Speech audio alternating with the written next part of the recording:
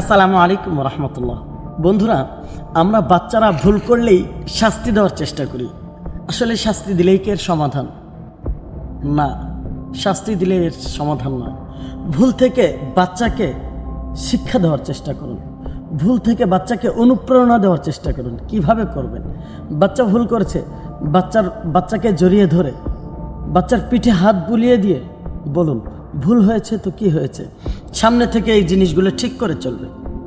যখন আপনি বাচ্চাকে এইভাবে পিঠে হাত বুলিয়ে দিয়ে বলবেন, নিজের সন্তানকে, সে যত বড় হোক, যখন আপনি আপনার সন্তানকে পিঠে হাত বুলিয়ে দিয়ে বলবেন, ভুল হয়েছে, এবার হয়েছে, ইনশাল্লাহ সামনে থেকে ঠিক হয়ে যাবে, আমি দেখব ইনশাল্লাহ, তখন এই বাচ্চাটা দেখবে আমার বাবা, আমার মা আমার পাশে আছে, আমি ভুল করেছি, তারা আমাকে সান্ত্বনা দিয়েছে, কিছু বলে নেই, অতএব সামনে থেকে আরও ঠিক করতে হবে।